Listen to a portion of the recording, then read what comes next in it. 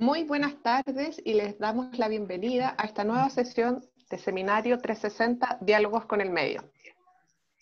Esta es nuestra octava sesión del ciclo de charlas organizado por la carrera de Diseño Industrial de la Escuela de Diseño UTEM.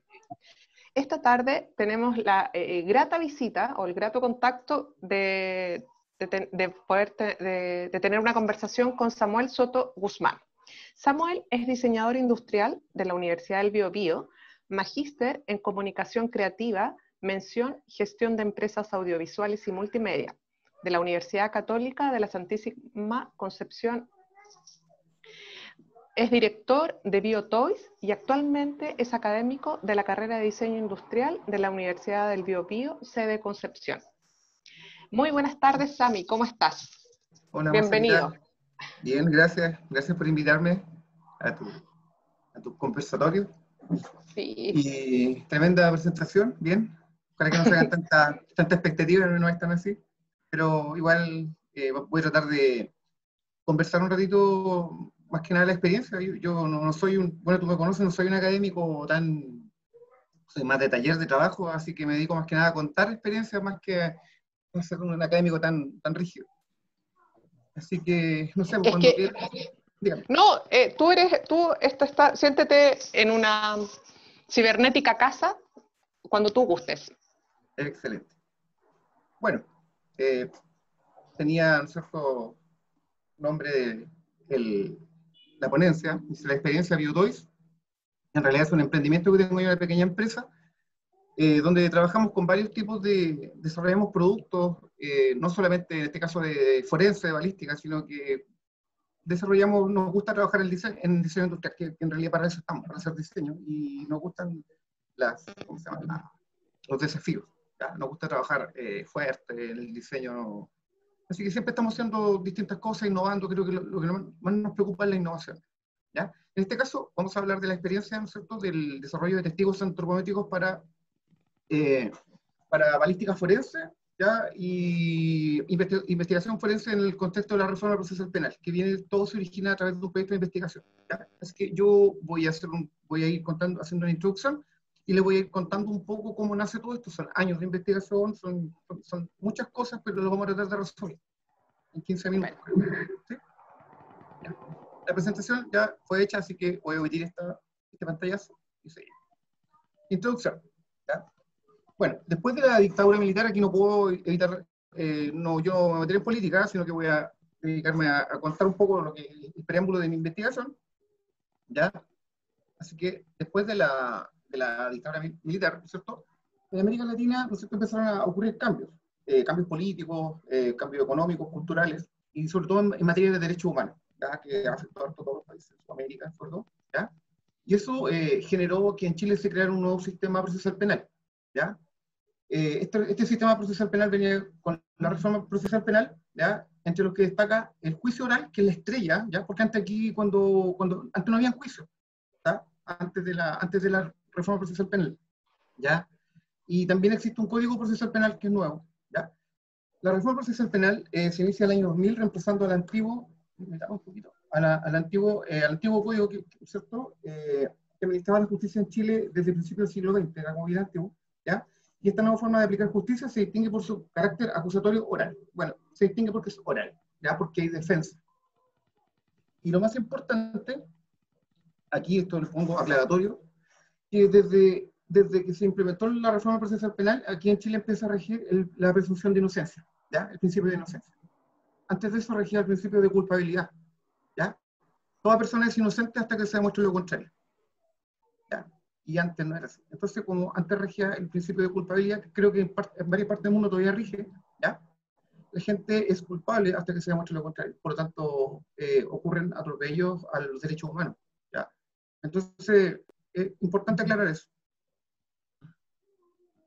En este contexto, nace mi curiosidad, mi investigación de magíster, ¿ya?, que se tituló Análisis de los criterios tecnológicos utilizados en la construcción de infografía digital forense, el caso Larry. ¿Ya? Me interesé yo por la infografía forense que se presenta en los juicios orales. ¿Ya? Recordemos que el juicio es oral, es la estrella, el juicio oral es la estrella de toda esta reforma procesal penal, es lo nuevo. aquí empezaron a aparecer fiscales, jueces, abogados defensores, policías, todos participan acá, ¿ya?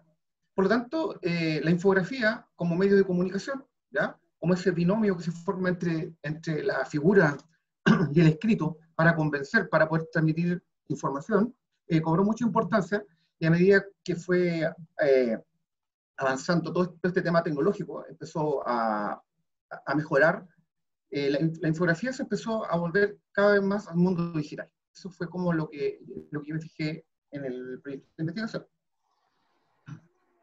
Y trabajé con el laboratorio de criminalística de acá de Concepción, regional, que es una sección de la Policía de Investigaciones que se dedica a hacer investigación de laboratorio y que generalmente son los que más trabajan con infografía. En este caso, infografía forense, infografía digital forense.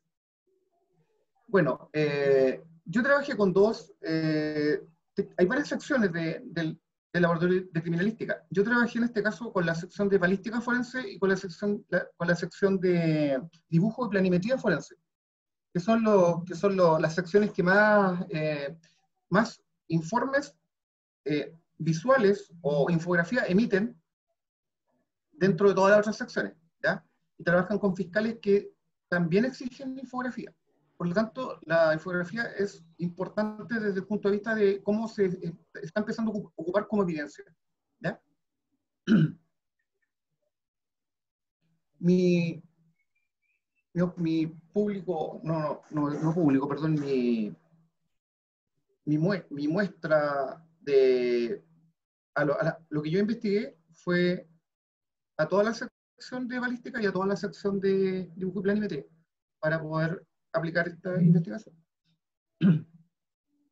Bueno, infografistas forenses de balística y de dibujo y planimetría de la CRIM han encontrado en las tecnologías de ilustración digital poderosas herramientas que utilizan a diario de manera casi autodidacta, ¿ya? Y con gran compromiso y esfuerzo de su parte, ¿ya?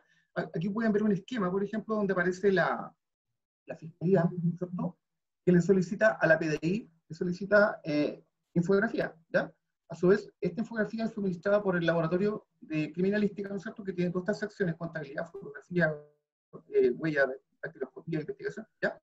Pero yo me tomé estas dos secciones, balística y dibujo planimetría, que me parecieron las más interesantes debido a la cantidad de infografía que emiten.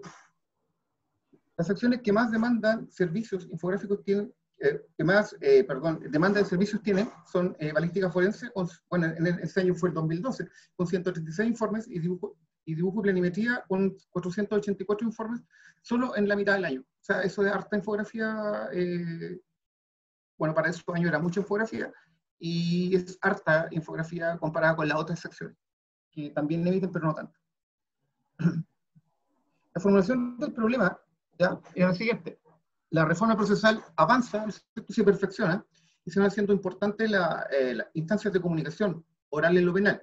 Y esto se refleja, ¿no es cierto?, en que la Fiscalía tiene una alta demanda de producto infográfico, ¿ya? Solicita infografía a la PDI solicita a las brigadas, ¿no es cierto?, y las brigadas a la CRIM, que es donde termina, y donde en la CRIM es donde se produce la infografía, ¿ya?, como laboratorio.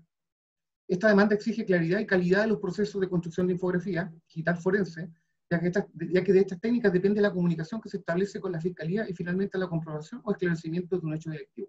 Aquí me gustaría hacer un poco de hincapié en la importancia que tiene una buena infografía, o la importancia que tiene el buen manejo de los programas de infografía, ya que de esto depende si una persona es considerada culpable o inocente. O sea, aquí alguien puede ser liberado o alguien puede ser culpado por la buena o mala utilización de infografía. Ahí entran a tallar criterios éticos también, valores del mismo infografista, del que produce la infografía, porque esta infografía es un proceso comunicativo que va a convencer a la otra persona de que esta persona sí cometió un crimen, o esta persona no cometió un crimen. Así que ahí radica la importancia de investigar la infografía y infografía digital. Sobre todo cuando el Código Procesal Penal de nuestro país, en el artículo 323, declara expresamente, aquí yo lo voy a leer porque todo lo que es código procesal penal, artículo, no se pueden cambiar. Yo no le puedo dar mi interpretación, así que se los voy a leer. Dice, podrán admitirse como pruebas películas cinematográficas, fotografías, fonografías, videograbaciones y otros sistemas de reproducción de la imagen o del sonido, versiones taquigráficas y en general, cualquier medio apto para producir fe. El tribunal determinará la forma de su incorporación al procedimiento, adecuándolo en lo posible al medio de prueba más análogo. Con eso se abrió todo el mundo de la infografía, ¿ya? O sea, aquí dice que están aceptando cualquier medio de prueba, ¿ya? Y eso es fundamental para la investigación. Bueno, la infografía, por su carácter evolutivo, ¿cierto? Es siempre está evolucionando, mejorando, van apareciendo programas, van muriendo programas también digitales. La incorporación ha incorporado paulatinamente la tecnología de representación gráfica bidimensional y tridimensional por medio de programas y software como Photoshop, Sara, Illustrator, 3D, como 3D Studio Max, AutoCAD. Puedo nombrar una cantidad de software que son todos dirigidos a comunicación porque son software que para el mundo del diseño industrial, en este caso para nosotros, son bien conocidos. Y entonces ahí empieza como a aparecer este vínculo que se genera entre la infografía forense y el diseño industrial, ¿ya? Porque para nosotros todos estos programas son comunes para diseñadores gráficos y diseñadores industrial. La mayoría manejamos estos programas, pero la gente del laboratorio no la manejaba, la gente que hace infografía digital no lo maneja, ¿ya? Lo aprende de manera autodidacta, pero no pueden sacar el máximo potencial que nosotros sí podemos sacar. Por lo tanto, nosotros somos expertos en comunicación, y ellos lo que necesitan es comunicar, ¿ya? Y ahí aparece este vínculo que yo pude visualizar de manera de poder configurar una investigación.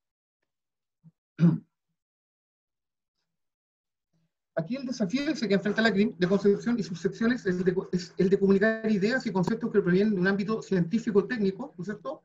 Y que es necesario que sean traspasadas a un fiscal o a un juez, ¿no es cierto?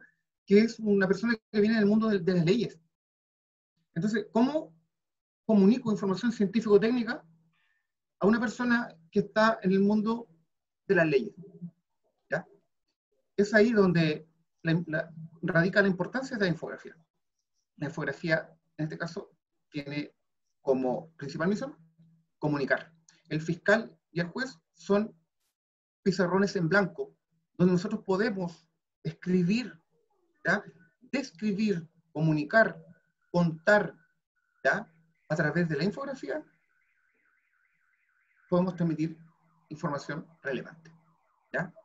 Y siempre, en el caso de la infografía forense, viene del ámbito científico y del ámbito técnico.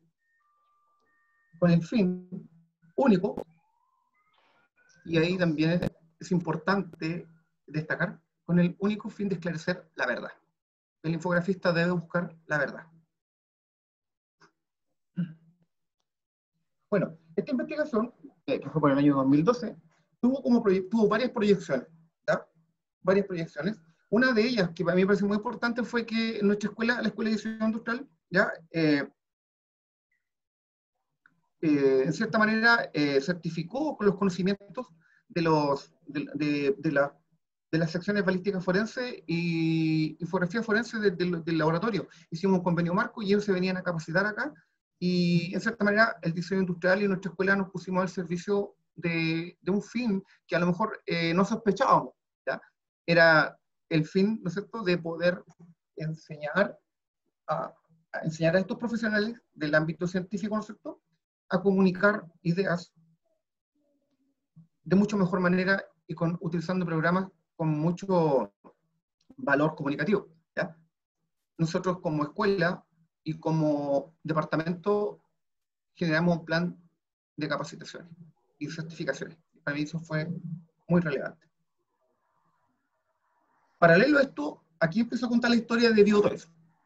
La historia. Yo tenía la empresa Biotoys, yo les comentaba que esa empresa es una empresa chiquitita que se dedica a hacer diseño, y como yo estaba desarrollando esto, me motivó un poco el desarrollo que se hacía en balística forense. Así que hice un proyecto y adjudiqué fondos de la 10ª convocatoria de innovación emprendedora con un proyecto llamado Testigos Antropométricos para Balística Forense, ¿ya? Mi empresa cambió un poco el logo, hizo un tema así como un poquito más de balística, un poco más militar. Contaba con auspicio de CIPA, que era, en ese momento yo era investigador asociado del Centro de Investigación de Polímeros Avanzados, porque los muñecos son de plástico, ¿ya? Y teníamos un convenio con el Instituto de Ciencias Forenses y Periciales de Puebla, en México, ¿ya? Y la PDI, que siempre nos ha apoyado y nos ha ayudado con sus conocimientos científicos, ¿ya? Así que generamos este emprendimiento, que no era nada más que la observación que surge de la realidad del acontecer nacional y regional, ¿no es cierto? Cuando se hace el sitio del suceso. Se observó. ¿Qué se observó? El sitio del suceso es cuando se reproduce, por ejemplo, cuando se recrea un homicidio, se recrea un robo, se recrea un asesinato. Se recrea... Calor de hogar, el calor de hogar, no pasa nada. Esa es la magia de la televisión en vivo. Sí. Bueno, eso pasa cuando se trata de recrear una escena. Yo empecé a observar cuando yo acompañaba a los peritos del sitio de suceso, empecé a observar que se generaban estas escenas, ¿ya? Entonces venía un policía, venía cualquier persona y se hacían muertos, ¿ya? Y recreaban la escena. Entonces y sacaban fotografías porque la idea era generar infografías después de esto, comunicar. Entonces yo empecé a pensar, les pregunté por qué no tienen muñecos. Entonces me dijeron ellos que sí tenían muñecos, que eran, bueno, acá tenemos otra persona también haciéndose muerto, que en realidad es bastante bochornoso ver un sitio de suceso cuando te toca y te dicen hazte muerto, como fome, ¿ya? Y otra cosa que también se tenía que ver la trayectoria de las balas, dónde se había disparado. Entonces igual había un cuento que no quedaba tan del todo claro, porque la persona no estaba muerta. Y tampoco a alguien le van a disparar ahí, o alguien van a conseguir un muerto de verdad, ¿ya? Era recreación del ciclo de suceso. Así que me pareció interesante eso desde el punto de vista comunicativo, ¿ya? Y también ellos tienen los muñecos, me comentaban, por ejemplo, aquí podemos ver un stand que tienen ellos donde hacen presentaciones, y aquí pueden recrear un sitio de suceso con un muñeco. Pero este muñeco no lo llevan cuando van realmente a trabajar, a hacer sitio de suceso, cuando van a hacer recreación de escena, no lo llevan porque son muñecos que pesan más de 100 kilos, ¿ya? Son muñecos que no se pueden llevar en el carro, por ejemplo, en el carro policial. Son muñecos costosos, ¿ya? Que hay que tratarlos con cuidado. Y por eso yo vi que había un nicho ahí, había que generar un testigo antropométrico, que había que generar un muñeco, pero tenía que tener características distintas. ¿Ya? Acá vemos otra persona también haciendo recreación del sitio de suceso. Y yo dije que había que generar cuerpos. ¿Ya? Entonces empezamos a generar diseños, cuerpos de muñecos que tuvieran características antropométricas, ¿no es cierto? En ese momento yo recibí un encargo del Instituto de Ciencias Forenses de Puebla. Necesitaban 10 familias, ¿ya? 10 familias, porque en esa etapa, en ese momento en México estaba en su esplendor, por llamarlo de alguna manera, las matanzas por los temas de los narcos, ¿ya? Había mucha matanza.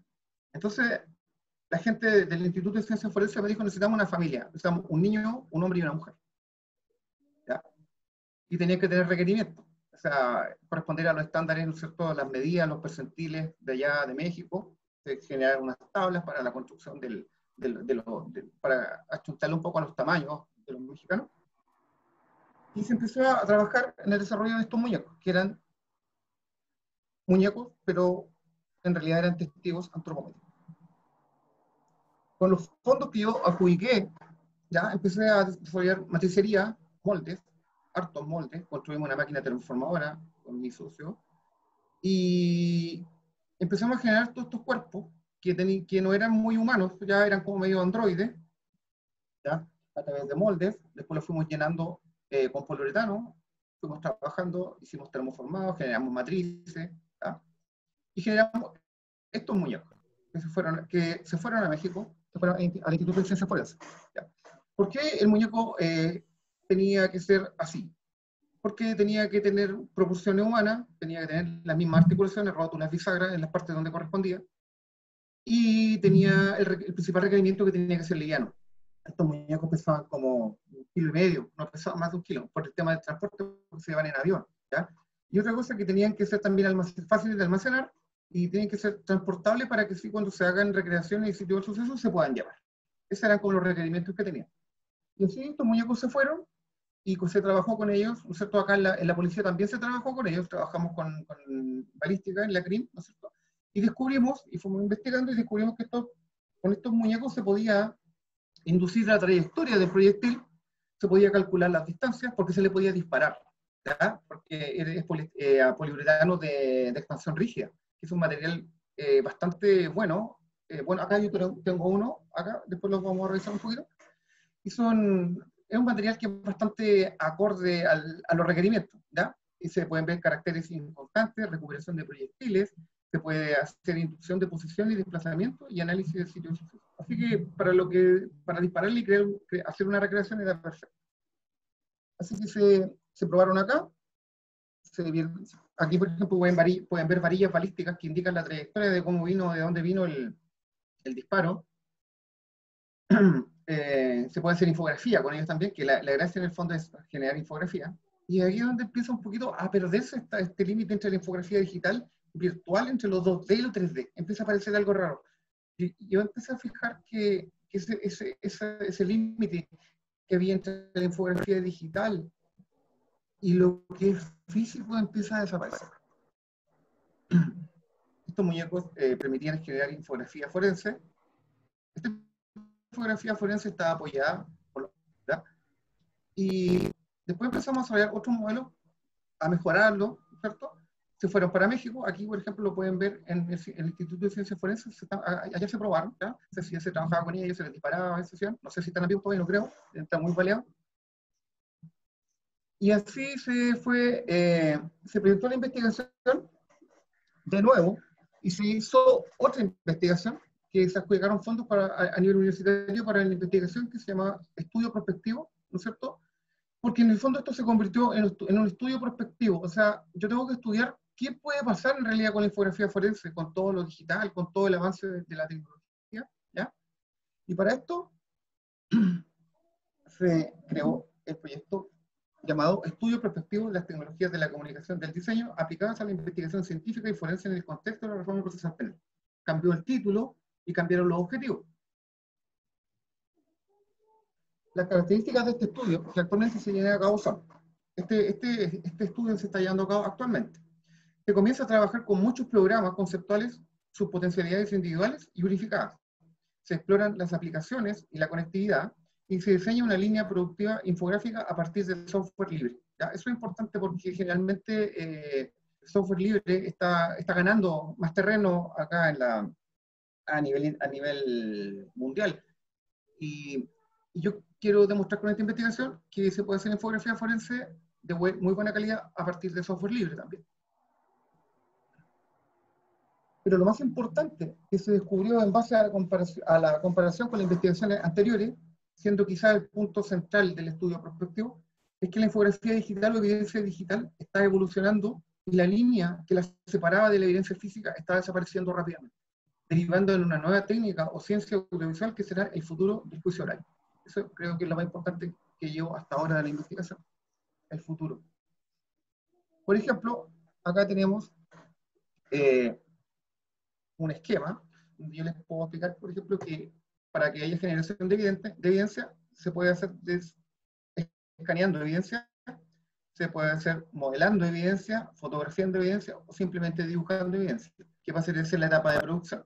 Después hay una etapa de postproducción, que es donde se prepara la evidencia con plataformas digitales, donde yo puedo ocupar Rhinoceros 3D, por ejemplo, toda la suite creativa de Adobe, puedo trabajar con Autodesk Maya, por ejemplo, con ZBrush, muchos programas que existen, ¿ya? Y después viene otra etapa donde estos programas tienen extensiones, ¿ya? Tienen extensiones. Y estas extensiones me permiten que toda postproducción que yo hice la pueda sacar con una extensión, por ejemplo, OBJ o STL, que es estereolitografía, y de ahí puedo pasar a la impresión directa de la evidencia, ¿ya? y puedo seguir con la infografía digital, pero le voy a sumar la impresión de la evidencia. Acá, por ejemplo, aparece un escaneo de una huella. Esta huella antes se tomaba con yeso, ¿ya? Pero el yeso perdía humedad y tenía un porcentaje de retracción. Entonces no era tan fidedigna. Pero ahora se escanea, yo la puedo escanear y se convierte inmediatamente en un código G después, y puedo generar infografía forense a través de una impresión 3D. ¿Ya? Entonces, con esto yo puedo hacer infografía, puedo dibujar, ¿ya? Puedo crear una lámina, pero el juez puede tener una plantilla al milímetro exacta de la fijación plantar en plástico, que viene de una impresión 3D. Eso es como lo nuevo de la investigación, de cómo se pierde esta línea ahora la infografía pasa a ser física. ¿Ya? Eso es importante. Acá, por ejemplo, tenemos un programa, ¿no es cierto?, que es Rhinocero, que tiene varias visiones, lo puedo poner en vista artística, vista técnica, puedo poner, ¿ya? Y me permiten insertar imágenes de Pinterest, por ejemplo, y trabajar en infografía de alta calidad, ¿ya? Infografía clara, donde puedo ver, por ejemplo, morfología, la morfología de la cabeza, puedo ver la musculatura de la mandíbula, si es que tiene que ver un poco, a lo mejor, con un homicidio o algo, ¿ya? Y esto, por ejemplo, es una modelación 3D que tiene un fondo verde, que me permite hacer un croma para poder hacer un video y editarlo en After Effects, por ejemplo, ¿ya? Que sería un video como evidencia. Esta pieza que está acá es una cabeza de un muñeco balístico, ¿ya? Entonces, la línea completa sería un muñeco balístico que es impreso en 3D, que yo le puedo disparar a infografía, un estudio morfológico. Lo importante es que yo puedo imprimir todo esto, puedo imprimir el cráneo, si el cráneo tiene un impacto de bala, lo puedo imprimir con el impacto de bala, a este muñeco lo puedo llevar a un sitio de suceso, le puedo disparar, lo puedo imprimir las veces que yo quiera, y el fiscal y el juez pueden tener acceso a toda esta información. O sea, es fantástico. Para mí, no sé si para ustedes, pero a mí me apasiona esto y creo que es fantástico. Acá tenemos una huella, la misma que una fijación plantar, que está escaneada. Ya, está escaneada. Aquí tenemos dos vistas. Y aquí está en un programa que se llama Cura, que es un programa que convierte un STL en código G. Y esta que ustedes ven de color amarillo va a ser todo plástico. Bueno, se imprime. Esto se imprime, la máquina lo toma con una máquina cartesiana que toma y va con un filamento, ¿no es cierto?, y construye toda esta huella, la construye físicamente a partir de algo que era digital. Entonces, el fiscal o el juez pueden presentar esta pieza de plástico como evidencia. Y a mí me parece fantástico. Y eso sería, en resumidas cuentas, un poco lo que va esta investigación. Muchísimas gracias, Sami. Estaba pensando que bueno, tú decías que no era algo así, no me acuerdo bien el término, pero que decías que no, que eras un académico que no investigaba tanto, pero claro, después de lo que nos muestras y además cumpliste el círculo virtuoso o el triángulo virtuoso, que en el fondo investigaste, produjiste una investigación y además creaste un emprendimiento a partir de eso, entonces al final se completó todo el círculo. Y eso, ¿cómo tú, bueno, me imagino que tu espíritu es emprendedor, ¿cierto? Ya lo hemos visto en sesiones anteriores, en las anteriores, que eso es un poco de la persona en sí misma, pero esto de ir reconduciendo tus intereses disciplinares con esto del emprendimiento, porque estamos pensando que esto motive a los estudiantes, entonces, como desde ese punto de vista, ¿cómo lo ves tú? Mira, en realidad, para mí lo importante del diseño industrial siempre ha sido la parte social. Yo creo que el diseño nosotros estamos acá para aportar a la sociedad con nuestras creaciones, con nuestra investigación, en realidad. Y hay gente, respecto a esto mismo de la reforma procesal penal, respecto al uso de evidencia, todo, todos sabemos, que hay gente que siendo inocente es culpada. y gente que siendo culpable es dejada libre. Chile en especial, y varios países del mundo, pero Chile tiene un tremendo problema porque no somos capaces de generar evidencia. En Chile cuesta mucho generar evidencia. ¿Ya? Las policías hacen su trabajo, los fiscales hacen su trabajo, pero fallamos en la evidencia. ¿Ya? ¿Y qué mejor que a través del diseño industrial, a través de nuestra práctica, de nuestro training que tenemos en cierta manera respecto a la comunicación, podamos ser un realmente aporte a que esa persona que fue culpada se revele inocente. Y esa persona que es culpable no sea liberado. Qué tremendo rol que es el que podemos nosotros cumplir o desempeñar en la justicia, en la verdad.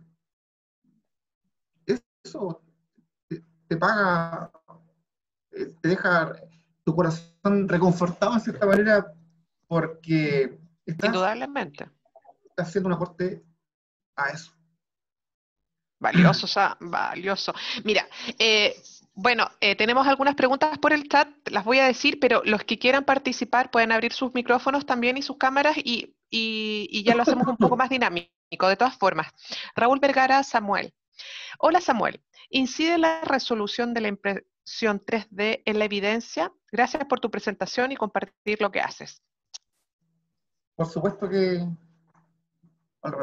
Por supuesto que incide, sí, pero la impresión 3D ha evolucionado mucho. En realidad, de un año a otro van mejorando ¿cómo se llama? Los programas, mejoran la impresora, los filamentos, van mejorando todo el sistema de impresión. eh, Cada vez está siendo más fino, o sea, influye, pero a nivel de evidencia queda bastante bien. O sea, yo impreso cosas al milímetro, cosas que no se puede lograr. ¿Es mejorable? Sí, creo que es mejorable, pero estoy seguro que el futuro de la evidencia viene por este lado. Ruth Segovia, ¿y de qué forma incide? ¿Cómo fueron las primeras experiencias? Muchas gracias por tu presentación. Bueno, hay que tener un buen escáner, por ejemplo. Si tenía un buen escáner, ¿Qué es un buen, ¿ya? qué es un buen escáner a esta altura del partido?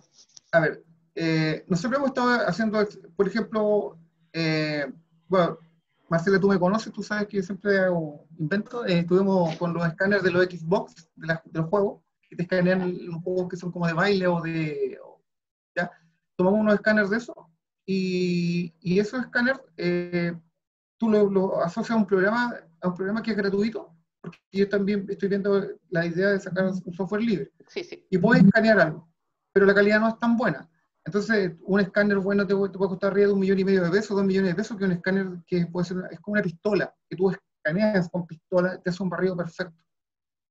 Y ese barrido perfecto también tiene incidencia en que la máquina, ¿no es cierto? Porque al final tú vas a generar un código, un STL, y después la máquina lo va a leer como código G. Y ese traspaso de esos códigos, mientras mejor sea el escáner, va a ser mejor.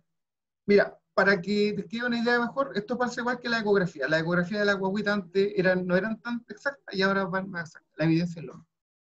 Perfecto. O sea, el desarrollo tecnológico es el que va a ir permitiendo la El que va agudeza. permitiendo Perfecto. la evidencia.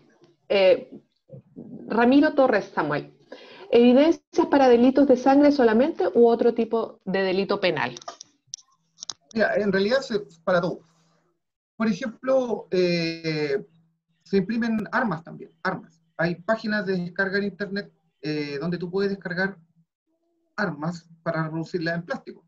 Las policías en otros países trabajan con armas de plástico para hacer sitio del suceso, por ejemplo. Descargan armas y las imprimen, ¿ya?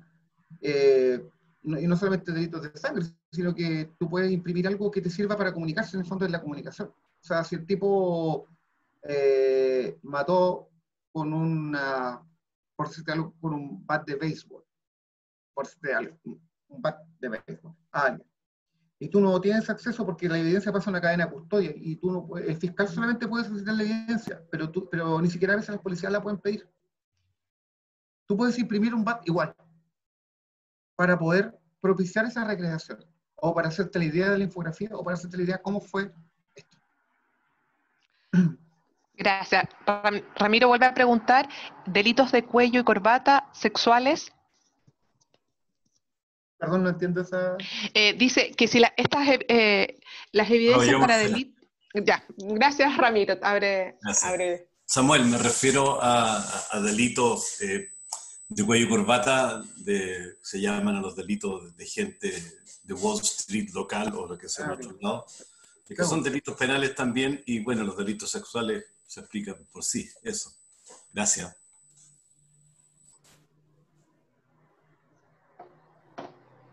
¿Perdón, me perdí algo?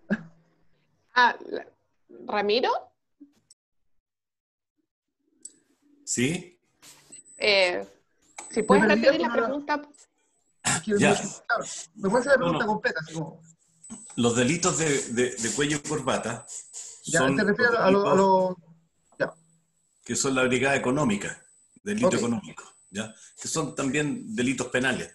Entonces, ¿opera esto que tú estabas viendo o esos quedan restringidos solamente a lo que son también los, no sé cómo se llama la brigada que ve los cibercrimen? Claro. Mira, yo podría decirte que no. Te podría decir que no, no opera. Pero no puedo decirte que no, porque va a depender de algún diseñador gráfico, en este caso a lo mejor que venga y diga, oye, yo inventé la forma o descubrí los programas que sí sirven para esto. A través porque yo no estoy en eso, he estado en balística y he estado en dibujo y planimetría. No he estado metido en esto. Por eso no Ya, te puedo decir que no, pero tampoco te ya, puedo decir que sí. ¿Ah? ya. Ok, gracias. Faltan diseñadores gráficos que se dediquen a esto. Bueno, Octavio dice, muchas gracias Samuel. ¿Qué otro tipo de aplicaciones ves a corto o largo plazo, más allá del mundo penal en tu investigación? Es que esta investigación tiene que ver en el mundo penal. O sea, esta investigación es del mundo penal. Ahora, aplicaciones, muchas, o sea, muchas. De hecho, estamos trabajando dentro de mi empresa, igual, estoy cooperando con un proyecto que es para el COVID. Estamos haciendo unas cúpulas y tienen unas piezas mecánicas que también se están desarrollando en impresión 3D. Este es el futuro, es lo que se viene. Siempre he sido una persona de taller que construye, que el de la sierra, que el de la soldadora y todo. Y siempre fui reacio a la impresión 3D, pero realmente es tremendo el avance y el aporte que hace. Cada día va mejorando, cada año mejor. Y son programas súper intuitivos, fáciles, que no son difíciles, que cualquier persona los puede aprender. Entonces, un aporte, es innegable el aporte y no podemos darle la espalda, de cierta manera. No puedo decir que no. Aquí otra pregunta. ¿Cuáles son las iniciativas que has visto en la situación actual o para la situación actual, perdón? Perdón, iniciativas de... ¿En En qué relación contexto? a, sí, en este contexto, infográficos en el contexto que estamos en ahora, en cuarentenados, me imagino. No entiendo la pregunta. A ver. Dice, ¿cuáles son las iniciativas que has visto en la situación actual relacionadas con la infografía? O con lo que tú estás planteando de esto de poder llevar registro. En la situación actual se refiere Sí, al... yo entiendo que se refiere a esto del confinamiento. El otro día yo pensaba, en realidad, que es fantástico en algún futuro que el fiscal estuviera en su casa y el fiscal tiene una impresora. Y yo como perito le digo, fiscal, le voy a mandar la evidencia y usted la imprime. Y el fiscal le imprime en su casa, él observa y, y le comunica. ¿Ya? Eso creo que sería una iniciativa fantástica en tiempos de pandemia. Por ejemplo, una aplicación.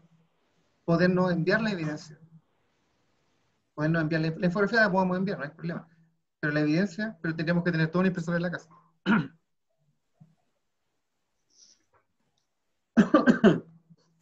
Perfecto. Sami, y andando un poco más en esto de recoger las oportunidades, ¿cómo fue eso? ¿Cómo te vinculaste con la PDI? Todo de cara a incentivar estudiantes. Sí, no, empezamos hace muchos años con un taller chiquitito que se hizo con el laboratorio. El laboratorio maneja varias cosas.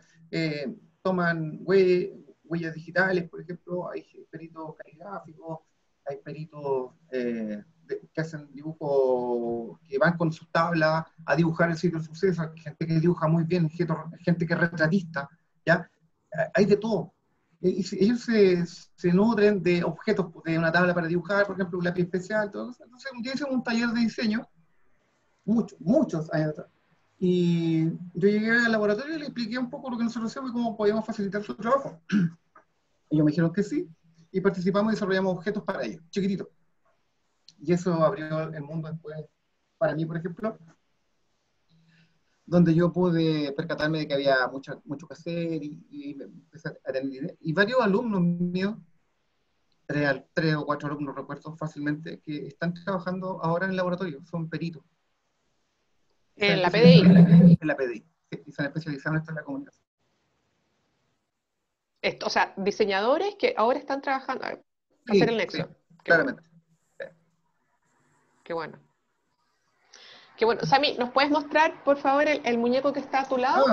Lo que pasa es que yo le mostré una serie de muñecos que eran de poliestireno, y este muñeco es el segundo. Este fue como la segunda serie porque le voy a sacar la cabeza.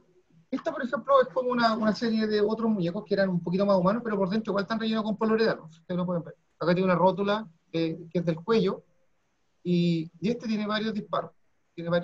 Esta es una segunda etapa del muñeco, y ahora ya vamos a la tercera, que es impresa totalmente. Este es termoformado. Este muñeco es termoformado y relleno con poliuretano de expansión rígida. Pero ahora vamos a la tercera etapa, y la tercera etapa es totalmente con impresión 3D. ¿Ya? Entonces partimos con poliuretano sin cubierta, para este con cubierta, y ahora vamos con el de impresión 3D, que vieron con el fondo verde. ¿Cómo es la relación que hacen? Porque se supone que en la serie de estudio balístico el cuerpo humano tiene cierta densidad, ¿cierto? Claro, Músculos, claro, sangre, piel, etcétera, no, huesos. claro. ¿Cómo hacen para que en este estudio en la densidad del material que tú estás refiriendo sea la más cercana al cuerpo humano? ¿Cómo lo Claro. manejan? ¿Qué pasa? Que es un poliuretano de expansión rígida. Yo hago un molde y el poliuretano lo he hecho, y he hecho un poco más de la cantidad que corresponde, y se comprime mucho. Se comprime bastante dentro. Y queda con una... O sea, es capaz de, por ejemplo, una flecha con una ballesta de 150 libras. ¿Ya? Es una flecha como esta. ¿Ya? Porque ahora hemos probado flechas también. ¿Ya? Esta flecha, ¿no? Que es una flecha que tiene una punta de acero. Esta flecha no lo penetra, pero no lo traspasa, y se puede recuperar, por ejemplo, para recuperación de proyectiles. ¿Ya? Otra cosa, que este plástico es un PAI, que es un poliestireno de alto impacto, que es un plástico termoformable, por lo tanto tiene alta resistencia, y como la bala viene caliente, lo funde y no lo quiebra. Entonces permite saber cuál es el calibre de la bala, por ejemplo. ¿Ya? O sea, puedes ver hartas cosas. A lo mejor nunca va a llegar al tema de los huesos, al peso realmente del ser humano, pero puedes investigar Acercarte. varios aspectos. Claro. Por ejemplo, el aro carbonoso también, cuando hay un homicidio que puedes ver aquí a distancia, cuando tú disparas, ¿no es cierto? De cerca se forma un aro carbonoso, que es el fuego de la pistola. Entonces, cuando a una persona le disparan de cerca, queda un aro carbonoso en la ropa y en el muñeco. Perfecto. Una pregunta, Sami, desde el chat. Raúl Vergara, ¿cuál es el material que está ocupando para la impresión 3D del muñeco? Es PLA, es ácido poliláctico.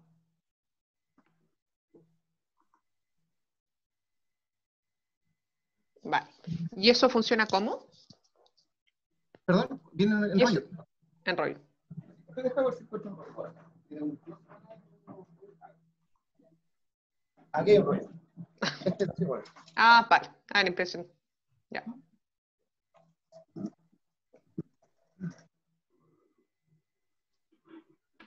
Y ahora, Sami, ¿nos puedes contar un poco también esa experiencia que tuviste cuando capacitaron a personas de la PDI en la escuela? Ya, pero me espera un momento. Sí, claro. Me siento un poquito mal, un poco la cabeza. Bueno, Entonces, contigo, vuelvo al tiro, ¿ya? ¿Sí? no, no, ¿Contigo? no. ¿Sí? No, no, no te preocupes. Si no, sí, yo creo que también estamos en los tiempos. No te preocupes, Ok. lo dejamos. Sí, sí. Muchísimas gracias, Sami. Oye, De gracias. verdad, ha sido súper interesante, distinto, así que estamos muy, muy agradecidos de tu Bueno, participación esta tarde. gracias a todos por escucharme y gracias a ti por invitarme. Sí, y dejamos a nuestros invitados cordialmente invitados para en la próxima semana, el día martes, va a ser nuestra última sesión de este ciclo de charlas. Vamos a estar hablando con Carlos Cáceres sobre factores humanos y diseño en productos cotidianos. Que tengan muy buenas noches, Sami, muchas gracias. Gracias a ustedes. Que te Gracias, mejores. Samuel. Chao, Muchas gracias. gracias, Samuel. Gracias, que estén bien. Gracias, chao, chao. Muchas gracias. Gracias, Samuel, cuídate. Gracias, que estén bien. Gracias, chao. Chao, chao. Chao, chao, colega. Chao. Saludos, chau, chau. Chao. Gracias. Chao, colegas, que estén muy bien. Chao, gracias, que estén bien. Cuídense. Chao. Chao, directora. Buenas noches. Nos vemos. Chao, Eduardo. Chao, chao. Chao a Muchas todos. gracias. Hasta pronto. Daniel, se nos quedó en el tintero tu pregunta. Daniel Llévenes, ¿dónde está? No, ya se Samuel. fue, Daniel. ¿Qué preguntó Daniel? Dice, ¿cuál es el material del molde? Mantiene los detalles al sacar las piezas. Ah. Sí, nos quedó bobo, Daniel, lo lamento. Cosas del en vivo. Silicona, Daniel. Cosas del en vivo. Que estén muy bien, cuídese. Gusto Igualmente. Ustedes también, un abrazo.